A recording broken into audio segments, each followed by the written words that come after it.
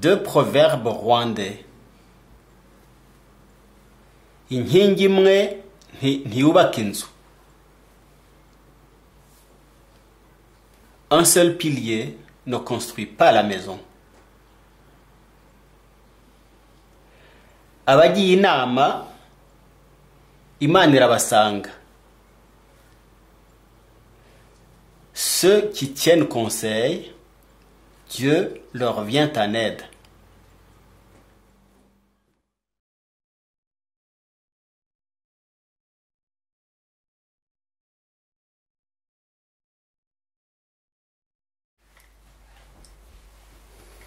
André Tachamagé, parlez-nous du paisible Rwanda de votre enfance.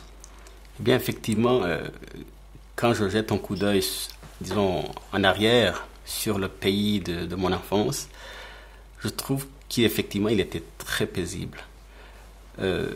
Même si j'ai perdu papa très jeune, j'étais en bas âge, j'étais pas encore à l'école primaire, mais il y a le paysage d'abord, c'est le pays des mille collines. Le Rwanda, on dit toujours que c'est le pays des mille collines. Effectivement, on était sur une colline, et puis disons, tout autour, c'était de petites collines, etc. Et puis, il y avait des vaches qui broutaient là-dessus. On avait des voisins, comme d'habitude on dit Hutu, Tutsi, etc. Mais on habitait vraiment, on vivait en harmonie les uns avec les autres. Et là, on a beaucoup d'exemples que je peux citer parce que, comme on est en 98, avec les malheurs qui se sont produits, disons, qui se sont produits récemment, on pourrait dire que c'était malheureux depuis toujours. Il y a eu toujours des conflits, mais non, c'était vraiment une harmonie certaine. Il y avait une personne qui était pour vous l'incarnation de l'harmonie, et c'était votre mère dans cette grande maison. Effectivement, je constate maintenant, en essayant de regarder, je trouve que ma mère a été, depuis le début, l'exemple parfait. Chaque fois que je fais quelque chose et que je me demande d'où j'ai tiré ça, parce que ça vient spontanément, naturellement. Finalement, je constate que c'est de maman que j'ai tiré ça. Il y a un épisode, une chose que vous m'avez racontée qui m'a beaucoup frappé. Une voisine, je crois, qui essayait de vous chaparder des légumes. Racontez-moi ça. Oui, effectivement, j'étais encore à l'école primaire. Ce jour-là, c'était un jour de congé, ou bien c'était un dimanche ou un samedi. Il n'y avait pas l'école parce que j'étais à la maison. Il y avait une pluie battante toute la journée. Puis je sortais de temps en temps pour voir si la pluie avait cessé, pour pouvoir jouer à l'extérieur avec mes copains. Et qu'est-ce que je constate? La pluie, à un certain moment, avait effectivement diminué. Mais je regarde dans notre jardin, où on avait toutes sortes de légumes, une voisine qui se servait. Et puis, je suis retourné dans la maison pour dire à maman, viens voir. Il y a une voisine telle qui est en train de nous prendre nos légumes. Puis elle a mis la main sur ma bouche pour que je me taise, parce que on ne doit pas dire ça. On ne doit pas dire des choses pareilles. Si quelqu'un vient à voler, c'est déjà assez humiliant. C'est que les conditions de la vie, sa situation matérielle, ne lui permet pas de vivre décemment, normalement. Donc, si les voisins, les voisines apprennent que une telle est une voleuse, en ce moment, elle est humiliée une deuxième fois. Et ça, c'est quelque chose qui m'est resté dans mon intérêt pour les plus démunis. Je crois que je l'ai tiré de là. Ouais. Ce qui est impressionnant, c'est de penser que le Rwanda, qui est une terre de massacres effrayants, ait pu produire cet exemple d'extraordinaire respect de l'autre. Votre mère avait une maisonnée de combien de personnes? C'était variable parce que c'était d'abord la famille directe, Mais que ce soit à cette époque-là, que ce soit maintenant, généralement c'est les proches, par exemple les cousins, les neveux, les amis qui viennent, etc. Tout cela, ils sont accueillis à la maison, ils sont chez eux. Ils ne doivent pas téléphoner, ils ne devaient pas téléphoner pour venir nous rendre visite. Et quand ils venaient en visite, eh bien, ils étaient chez eux, ils passaient la nuit, ils pouvaient rester 2-3 jours, aussi longtemps qu'ils le voulaient. Ils se trouvaient tout à fait à la maison. Dans cette culture de votre enfance, la valeur importante, c'était la vache. Ah, c'était la vache. C'était notre richesse sur quatre pattes. Vous vous prépariez à venir en Gruyère, là. Tout à fait, tout à fait. Je me souviens que, bon, on avait des cultures, bien sûr.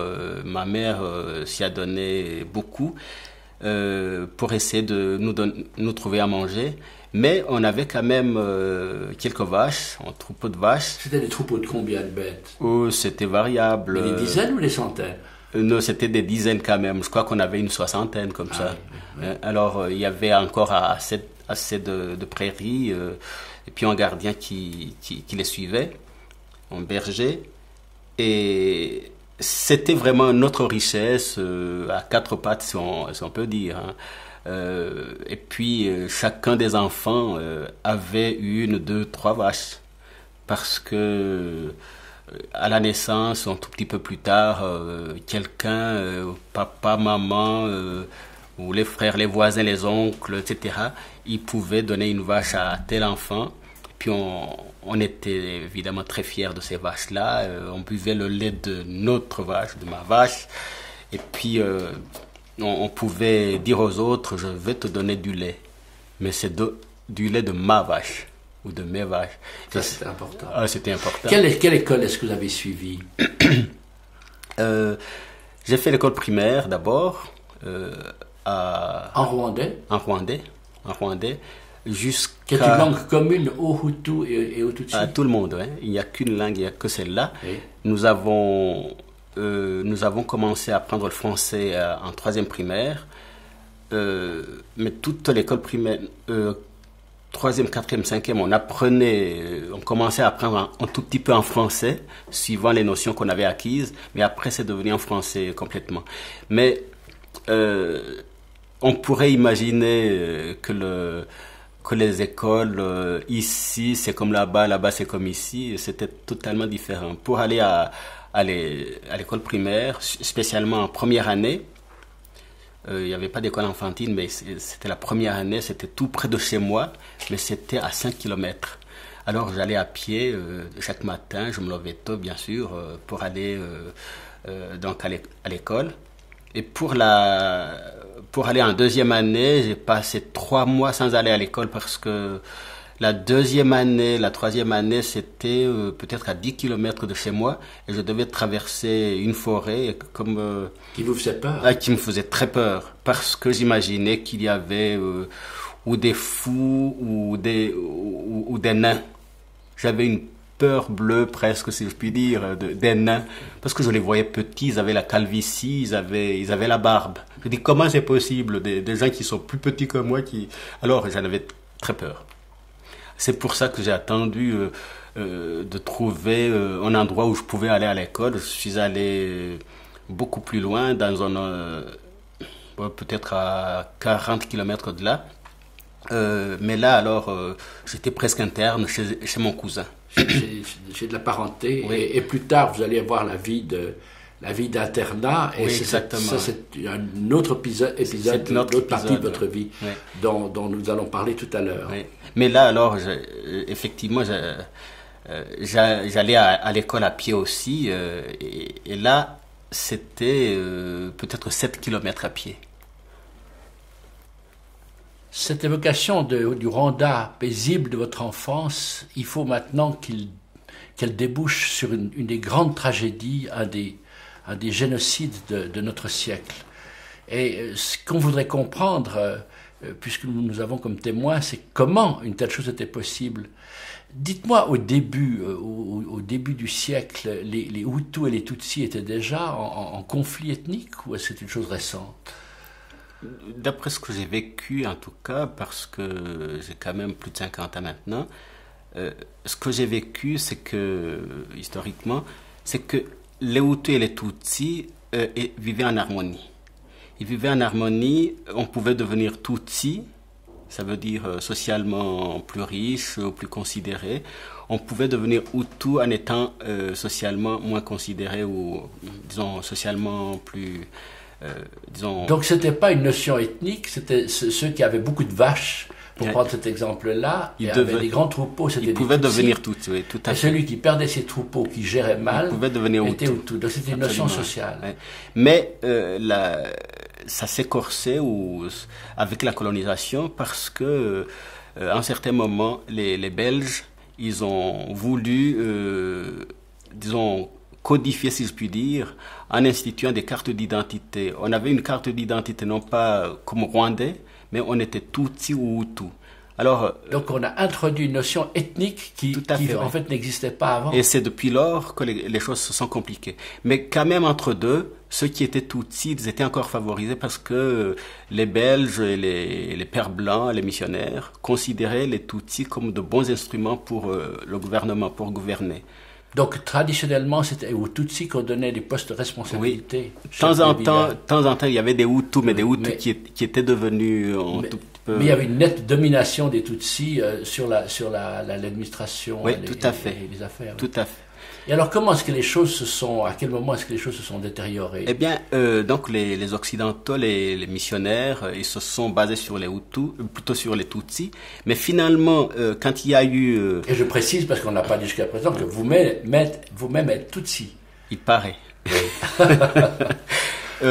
Dans les années 50, dans toute l'Afrique, il y avait ce courant de dépendance avec Kwame Nkrumah et les autres, Lumumba, etc., donc les grands mouvements d'indépendance. Les grands mouvements de l'indépendance dans toute l'Afrique, la décolonisation. Oui.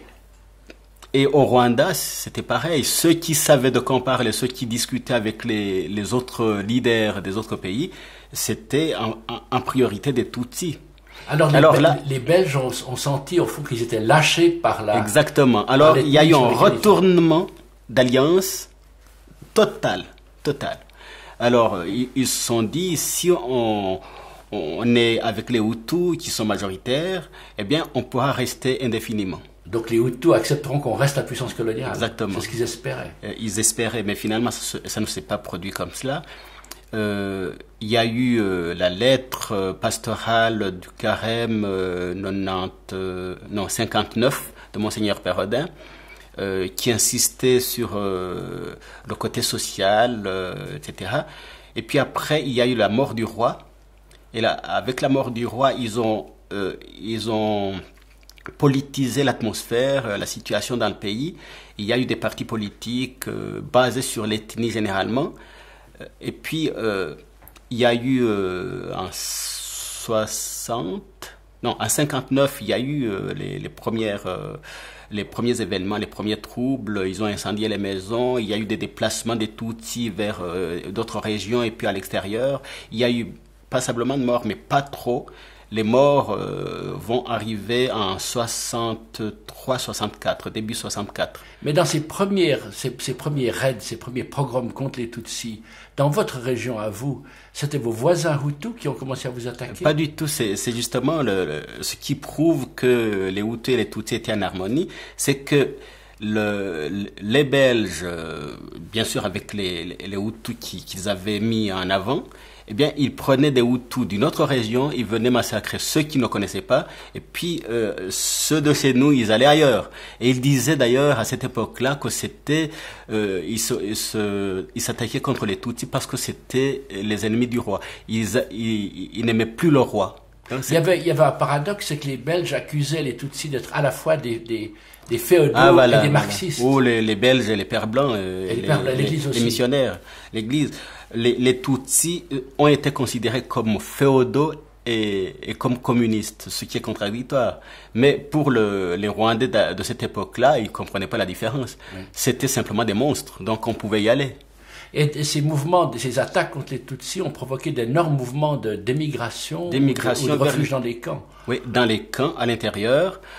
Calédonie-Mata par exemple, et puis vers les pays limitrophes comme le Zaïre, comme l'Ouganda, comme la Tanzanie, comme le Kenya, comme le Burundi, mais aussi vers l'Europe, vers d'autres régions beaucoup plus lointaines. Il est arrivé ensuite au pouvoir, votre Abiyarimana, qui était un Hutu, qui a au fond représenté non seulement le Hutu, mais quelques régions, son petit clan. Exactement. Pour comprendre cela, il faut dire que immédiatement après l'indépendance, c'est Kayibanda qui est devenu le premier président rwandais. Mais là, je pense qu'on pouvait dire qu'il représentait tous les Hutus parce que toutes les régions du pays étaient représentées. Mais avec le coup d'État de Habyarimana en 73, effectivement, là, c'est le nord, nord-est, nord-ouest qui est devenu à lui tout seul le représentant de tous les Hutus qui étaient éjectés. Avec une attitude anti-Tutsi encore beaucoup plus marquée. Donc en 62 à 73, c'est le régime, il y a l'indépendance en 62, et puis un régime Hutu, je dirais, qui est hostile, mais qui n'est pas encore déchaîné. Oui, tout à fait. C'était un régime Hutu, mais qui n'était plus représentatif, à mon avis, des Hutus, oui, mais qui représentait plutôt sa région et ses proches. Ça veut dire que lui, il défendait plutôt ses intérêts parce que ce n'était plus le nord en entier, c'était le nord-ouest, le nord-est était éjecté, le nord a été finalement éjecté aussi du pouvoir et des militaires, c'était le nord-ouest. Donc sa région, après c'est devenu la sous-préfecture qui est devenue, disons, la maîtresse du pays, même du point de vue militaire, etc. Ça veut dire pour consolider son pouvoir à lui tout seul avec les proches. Et est-ce qu'on peut dire que les Tutsis qui avaient été en exil ont été pris dans un mouvement de tenaille? Tout à fait. Expliquez-nous ça. Oui, je pense que vous vous référez un peu à l'histoire. Ceux qui avaient été donc dans les pays limitrophes, par exemple comme en Ouganda spécialement, je parle de l'Ouganda en oubliant les autres parce que c'est là qu'il y a eu effectivement un mouvement de tenaille. Ça veut dire qu'avec Obote, le président Obote, il était pourtant docteur, mais malheureusement, il était du nord de l'Ouganda et il a voulu, disons, devenir maître de tout le pays. Ça veut dire abattre en quelque sorte ceux du centre, donc les Baganda, qui avaient eu une ressemblance un peu ethnique avec les Tutsis. Donc les Tutsis qui étaient en Ouganda, qui avaient même la nationalité, ils ont été éjectés du pays, ils ont été renvoyés au Rwanda, et quand ils sont arrivés à la frontière, Habyarimana, qui ne voulait pas des Tutsis parce que le pays était soi-disant surpeuplé, il n'y avait plus de place pour eux, mais finalement il avait peur qu'il y ait de la concurrence, etc. Eh bien, il les a refoulés aussi. Et ça, c'était le mouvement de tenaille. C'est le mouvement de tenaille. Alors, les exilés chassés. Les exilés chassés de l'Ouganda, les exilés chassés et massacrés quand ils arrivent au pays. Automatiquement, ils ont été massacrés à la frontière. Ouais. Et quand ils retournaient en arrière, c'était l'armée de Beauté qui les massacrait. Il y en a beaucoup qui se sont suicidés parce qu'ils ne savaient pas quoi faire. Mais tout le monde n'a pas été massacré. Il y a les enfants, quelques jeunes qui ont pu quand même s'en sortir. Et ils sont partis. C'est là qu'ils sont entrés dans le maquis. Ils ont décidé que désormais ils se défendraient. Voilà, exactement. Ils ne pourraient plus mourir comme ça d'une façon aussi abominable. Et ils ont pu se former à la guérilla. Exactement. Dans d'autres pays. Alors ils sont allés, par exemple, avec Museveni qui était donc ministre de la Défense, qui opposait au Obote, qui est entré dans le maquis, et puis ils l'ont aidé quand il était au pouvoir. Eh bien, ils ont été au pouvoir avec lui. Nous étions donc, pour la révolution rwandaise, nous étions en Ouganda avec ceux qui avaient suivi Museveni, qui l'avaient aidé à reconquérir le pouvoir. Eh bien, c'est ceux-là, quelques années après, qui vont entrer au Rwanda, puisqu'ils ne pouvaient pas y entrer donc normalement. Il fallait bien qu'ils y entrent par la force. Et c'est pour ça que le 1er octobre 90, ils ont attaqué l'armée de Habyarimana pour venir au pays pour que les réfugiés puissent rentrer chez eux.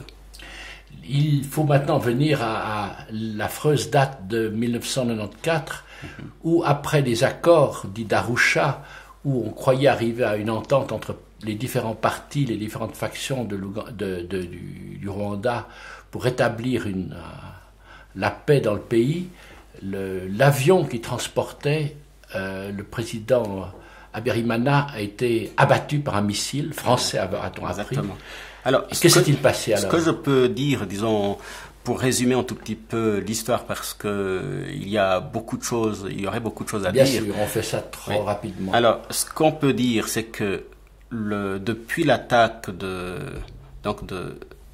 Front patriotique le 1er octobre 90, c'est les Tutsis. C'est les Tutsis. Il y avait quelques Hutus, mais la majorité était des Tutsis, effectivement. C'est donc les anciens émigrés qui étaient dans le maquis.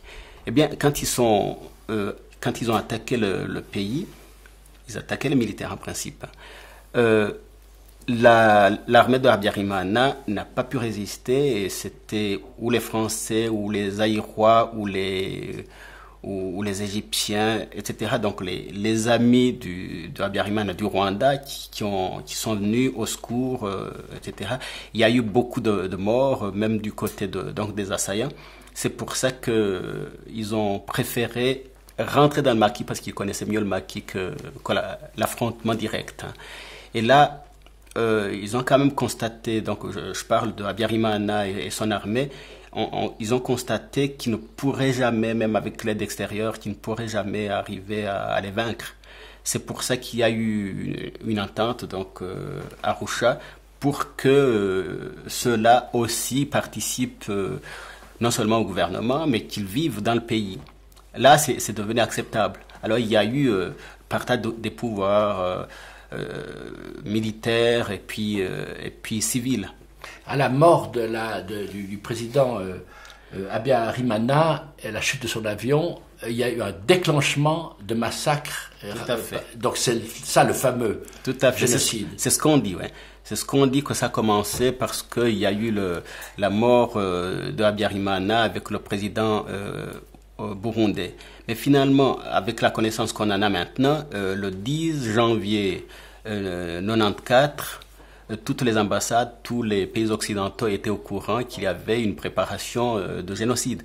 Mais personne n'aurait imaginé qu'il y aurait, disons, un massacre de cette ampleur. La conscience de certains peut quand même battre un tout petit peu plus. Alors, qu'est-ce qui s'est passé?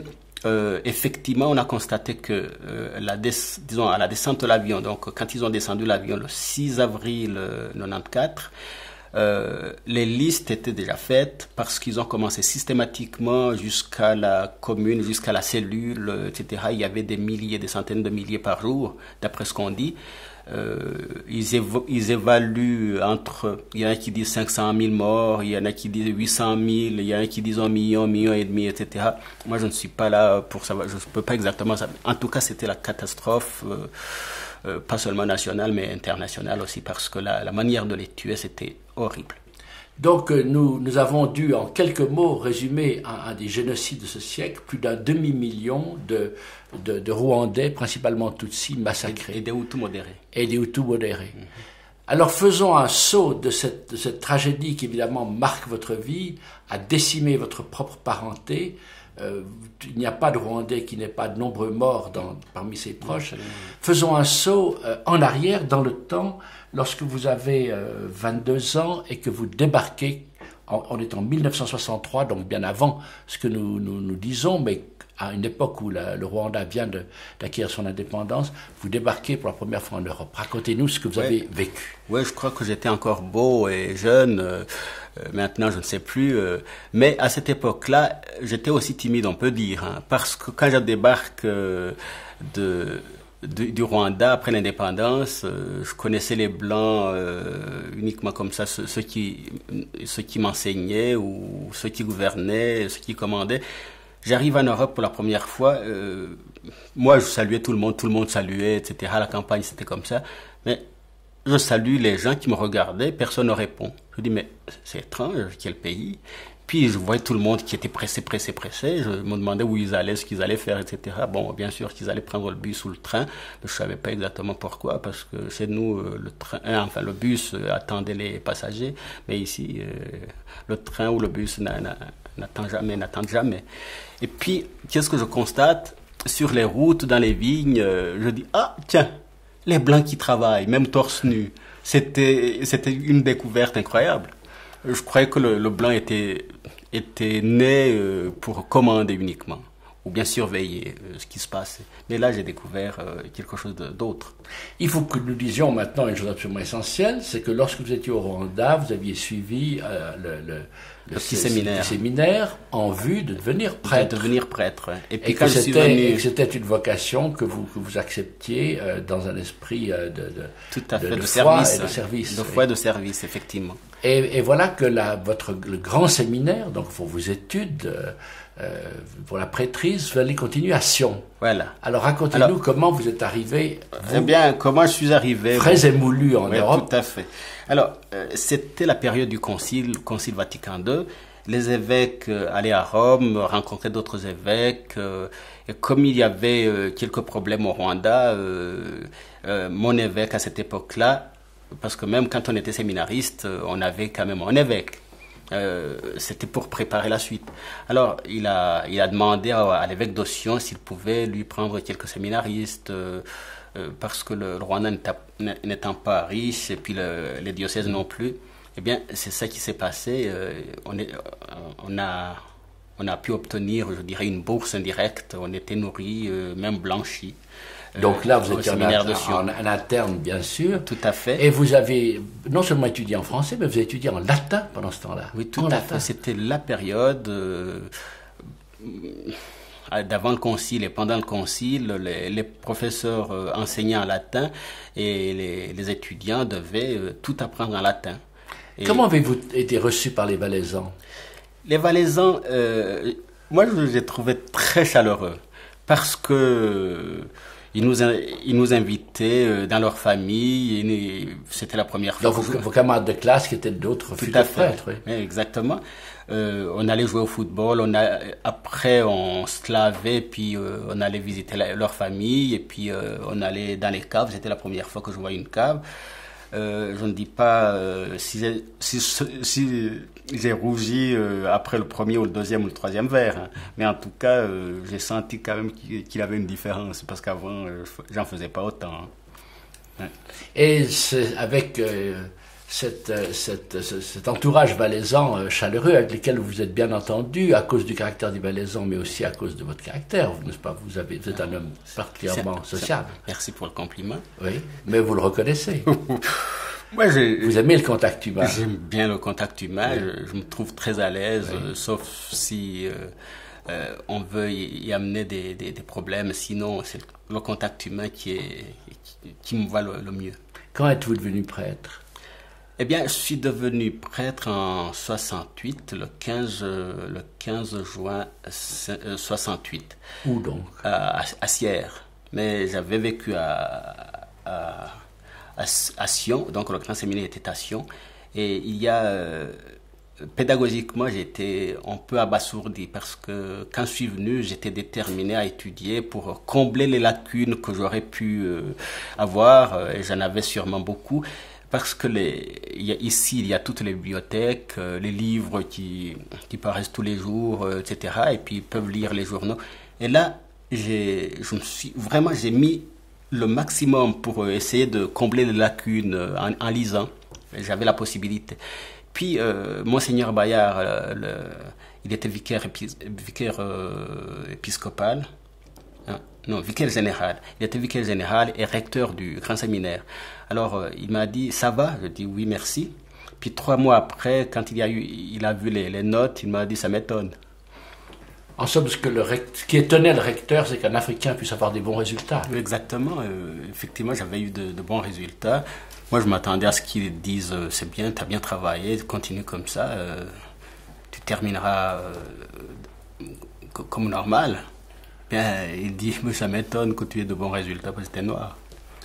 Votre professeur de morale semble vous avoir laissé quelques souvenirs. Oui, disons, c'est plutôt cocasse parce que j'avais une atmosphère très agréable et puis vraiment très amicale dans ce grand séminaire et puis avec les parents des séminaristes. Vraiment, j'étais très bien, on était très bien. C'était une vraie communauté. Mais que ce soit envers moi, que ce soit envers les autres Cédunois ou Valaisans qui étaient au séminaire, eh bien ça nous étonnait. Parce que à cette époque-là, on lisait beaucoup. Il y avait des livres qui paraissaient, on les lisait. Puis c'est juste après le concile. C'était juste après le concile, dans la langue maternelle. Au lieu d'étudier en latin, on étudiait en français, puis on lisait beaucoup. Alors, on lève la main, on dit Monsieur Schneider. Il y a tel, par exemple, Karl Rahner qui a écrit ça semble contredire ce que vous avancez. Puis il lui dit Monsieur Antel, d'abord taisez-vous, c'est moi qui sais et c'est moi qui dis. Eh bien, ça m'a servi énormément comme enseignant. Pour faire exactement le contraire. Pour faire exactement le contraire, parce que les élèves, ils viennent pour être formés. Donc, s'ils lisent, c'est plutôt un encouragement, plutôt que de leur dire taisez-vous, c'est moi qui sais. On ne sait pas. Et il faut dire que vous allez devenir professeur très tôt, même sans avoir encore de licence universitaire, parce que vous êtes retourné au Rwanda, vous avez enseigné pendant 2 ans, n'est-ce pas? Exactement, oui. Et après, il fallait terminer vos études et vous aviez une bourse pour Fribourg. Parlez-moi un peu de votre vie à Fribourg. J'avais une bourse de l'œuvre Saint-Justin. L'œuvre Saint-Justin a donné beaucoup de bourses aux élèves du tiers-monde, aux étudiants du tiers-monde. Je suis peut-être, parce que j'ai l'occasion d'en parler, infiniment reconnaissant pour ce que l'œuvre Saint-Justin a pu faire pour ces étudiants-là et pour moi-même en particulier. Quelle était votre journée habituelle?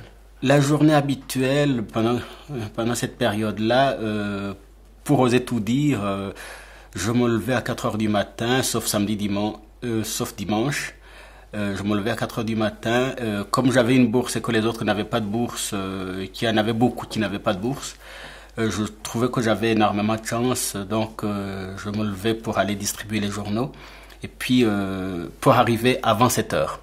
Avant 7 heures, parce qu'il y avait la messe et puis le petit déjeuner. Puis donc, parce qu'à ce moment-là, vous étiez prêtre. Voilà, exactement. Vous lisiez votre messe. Donc, d'abord, vous avez distribué les journaux. Je distribuais les journaux parce que l'argent du mois, le salaire qu'on recevait, j'étais avec un autre copain, c'était jusqu'au dernier centime donné à ceux qui n'avaient pas de bourse. Et puis, j'arrivais à 7h moins 20, comme ça, je prenais une douche rapide et puis j'allais à l'église pour dire la messe. Et puis après le déjeuner, à 8h moins le quart, et puis à 8h15, c'était les cours qui commençaient. C'est les études qui commençaient. Ouais. Dans quelles circonstances que vous avez été amené à abandonner la prêtrise, à abandonner la foi d'ailleurs et votre pratique religieuse? Oui, j'ai presque failli d'abandonner la foi aussi. C'est à cause de la politique, même si je fais de la politique actuellement, mais c'est dans les circonstances différentes. C'est que l'Église au Rwanda était politisée, toujours été politisée, et mon évêque, l'évêque de cette période-là où j'étais au foyer Saint-Justin, c'était Monseigneur Fokasinekwize. On entendait les événements qui se passaient spécialement au coup d'État de Habyarimana en 73. Donc c'est au moment de la radicalisation des attaques contre les Tutsis. Tout à fait, oui. Ouais, c'est à cette période-là, j'avais vu dans les journaux Le Monde, Le Soir de Bruxelles, Libre Belgique, etc., qu'il y avait eu des massacres et puis que les enfants, même dans le petit séminaire où j'allais enseigner après, que les enfants avaient massacré leurs camarades, qu'ils avaient massacré leurs professeurs, que j'avais connus d'ailleurs, parce qu'ils étaient tout petits. Alors moi je me suis dit, c'était en 73, donc il me restait quelques mois pour terminer. J'ai dit, d'accord, aller servir, ok, mais retourner pour être martyr, je n'en ai pas la peau. C'est peut-être la trouille que j'ai eue, en tout cas ceux qui sont partis à cette époque-là n'existent plus. Car vous avez assisté, lorsque vous étiez déjà au Rwanda comme professeur pendant ces 2 ans, au massacre de professeurs Tutsis par des élèves Hutus? Pas pendant que j'étais là-bas, mais après mon retour. Après mon retour, c'est là que, donc, je n'ai pas assisté, mais j'ai appris que tel était mort, etc. Même dans les journaux, on en parlait. Et là, quand j'ai écrit à mon évêque, je lui ai dit, mais qu'est-ce qui se passe, etc. Il m'a répondu, entre autres, ici, je me souviens quand tu étais au petit séminaire pour enseigner, tu jouais au football, tu recevais de temps en temps des coups de pied. Eh bien, ceux qui disent qu'il y a des massacres ici, eh bien, c'est les ennemis de la République. Je dis, ah bon? Donc, on ne peut pas avoir confiance, puisque les journaux, ils se trompent quand même pas. Et puis, on regardait la télévision, il y avait le Nil qui était ensanglanté, il y avait des corps donc, c'était quand même pas de la triche, ça. La relation c'est un tout petit peu alourdi. Même j'ai demandé, je me souviens, j'ai essayé au Burundi comme prêtre, etc. Ils m'ont demandé le diplôme universitaire que j'avais. Ça m'a dégoûté. Il dit donc, j'étais prêtre, comme prêtre, c'est déjà un diplôme, on n'a pas besoin de faire d'autres études pour rendre service. Alors j'ai dit, comme il faut disons, on est incardiné quand on est prêtre, on doit obéissance à l'évêque. Et pour faire sauter ça, j'ai dit à Dieu qui était dans mon cœur, j'ai dit, je sais que être prêtre c'est mieux, mais je préfère être libre pour décider de moi-même, etc. Le martyr, je n'en ai pas encore là, peut-être ça viendra plus tard. C'est là que j'ai commencé à sentir que je voulais sortir, mais personne ne l'a su.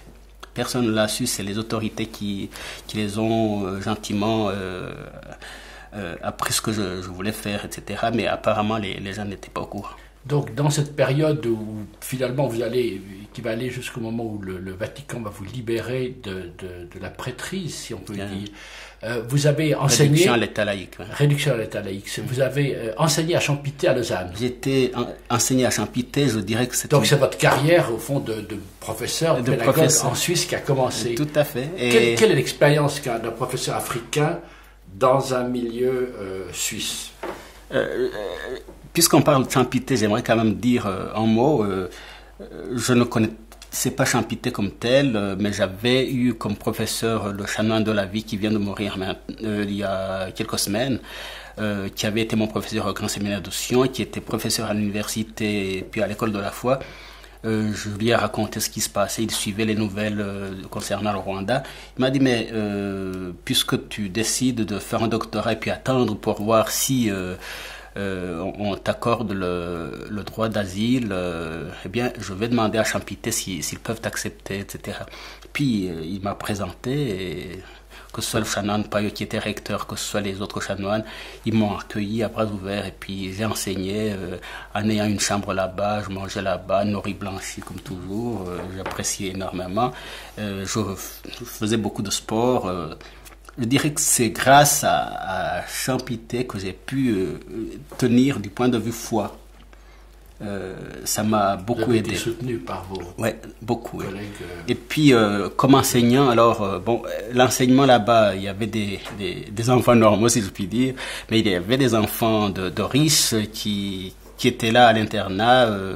C'était un tout petit peu plus, beaucoup plus, disons, je ne dis pas indiscipliné, mais il y avait plus de mouvement à l'intérieur de la classe. Mais ce que j'ai eu à cette époque-là, c'est l'écoute et puis la discipline en classe. Préparer mes leçons, discipline et puis discuter. Et puis ouverture vers les parents. Et de là, de Champité, vous avez passé en Gruyère. En Gruyère, il y a eu un concours. J'ai eu la chance parce qu'il y en avait qui étaient beaucoup plus compétents en anglais, qui n'étaient pas assez en français. Puis, et vous aviez les deux. Et j'avais les deux. Grâce à ça, j'ai été reçu. Et où habitiez-vous? J'habitais la Tour de Trême pendant 6 ans. Et puis après... Très actif dans le football club. Oui, tout à fait. Vétéran, je suis encore membre, mais je n'ai plus le temps de jouer. C'est lorsque vous étiez à la Tour de Trême et que vous enseignez au Collège de Gruyère que vous avez été...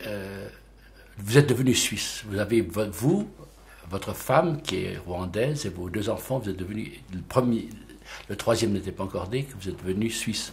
Comment s'est passé ce faisage de Suisse, comme on dit, Schweizermacher?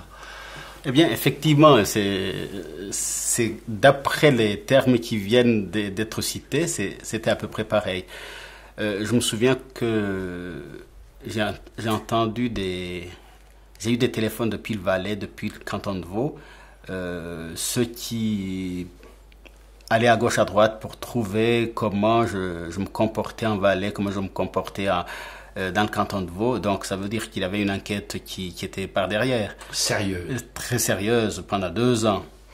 Mais à la Tour de Trême, la population, c'était la première fois que c'était l'assemblée de... c'était pas le conseil général encore, actuellement c'est le conseil général, mais c'était l'assemblée publique, quelque chose comme ça. L'assemblée des citoyens, pardon. L'assemblée des citoyens qui m'a gâté. Le conseil communal m'avait accordé, bien sûr, et puis devait proposer à l'assemblée publique s'il m'acceptait ou pas. Moi, j'appréhendais parce que je me disais des bêtises sûrement que j'en ai fait, mais si j'ai peut-être les 3/5 qui sont pour moi, eh bien, je serais déjà ravi. Le résultat, c'était à l'unanimité. Magnifique. Ouais.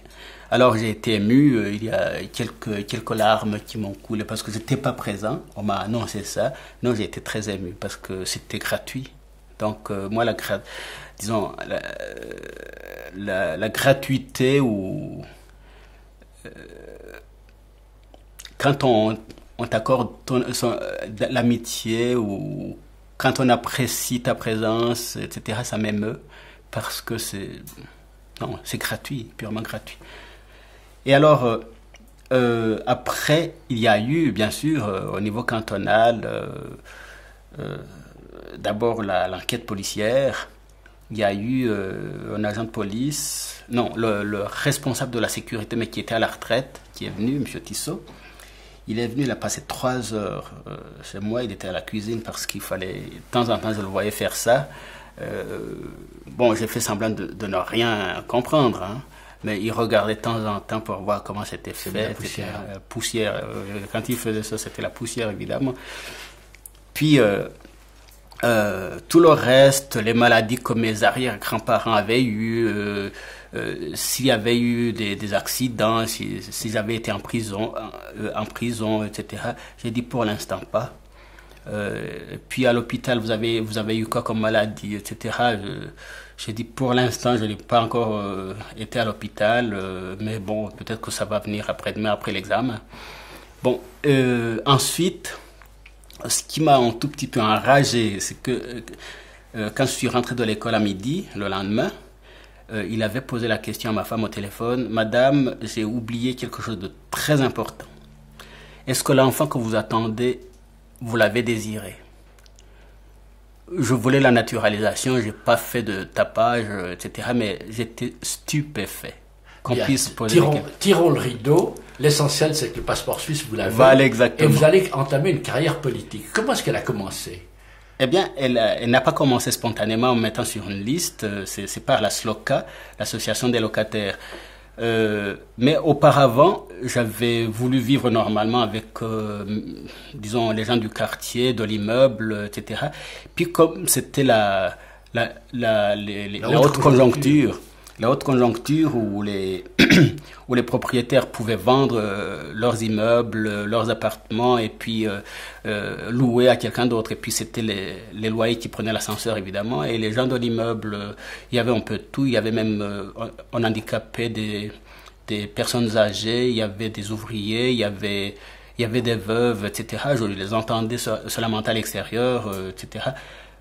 Parce que le salaire n'augmentait pas, la VS n'augmentait pas. Ça m'a un peu choqué. J'ai dit, mais il faut réagir. Mais réagir comment? On va nous foutre dehors. Alors je suis monté dans l'appartement. On était encore dans l'entrée B. J'ai dit à ma femme, je dois m'engager pour ces gens, sinon ça vaut pas la peine que je vive. Puis j'ai dit, mais je vais procéder comment? La SLOCA m'a dit, si tu t'engages, si tu te mouilles et que tu écris la lettre à la conciliation, et puis tu fais signer, etc. Ça, on te soutiendra s'il faut. Et alors, vous avez obtenu 2 succès de suite. Et avec, deux succès de suite. Et avec un soutien des autres locataires.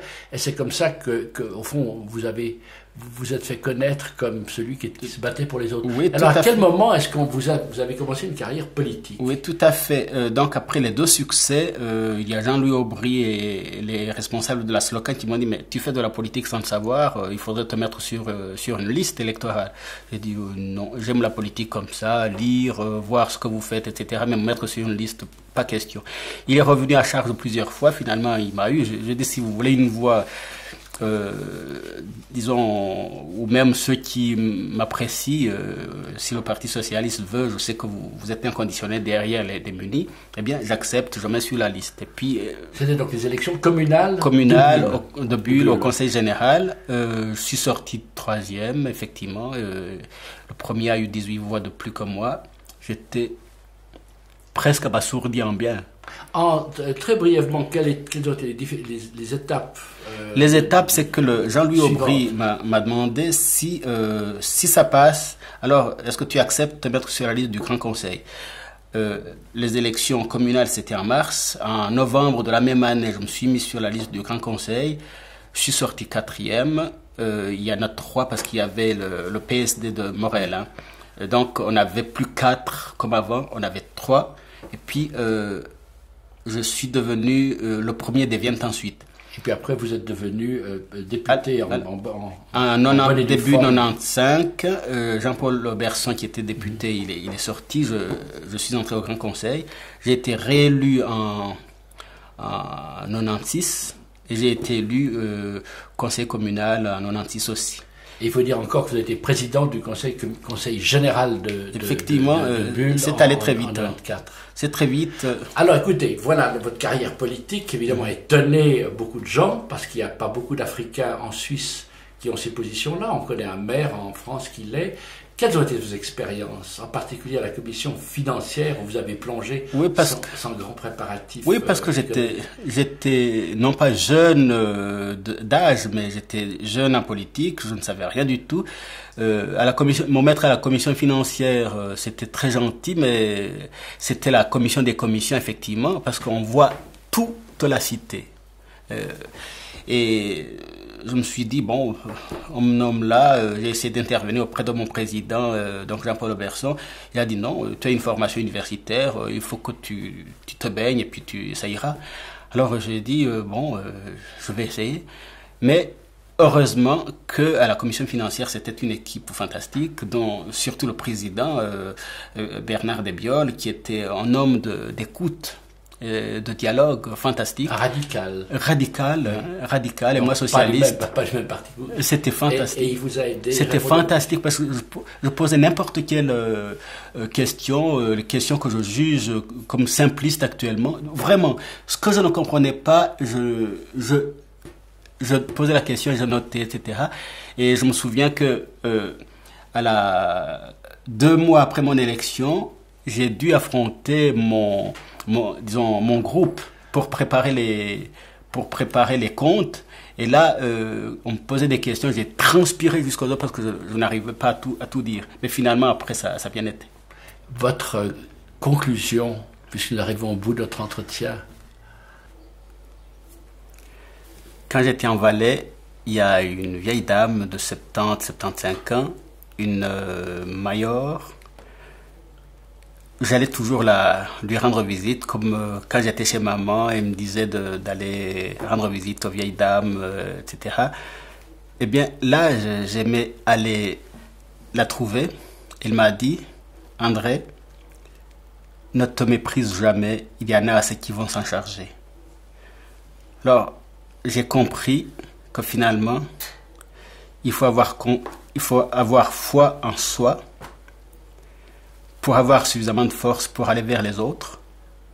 Donc il faut avoir foi en soi, avoir foi en l'homme et foi en Dieu. Comme ça, il y a la fraternité.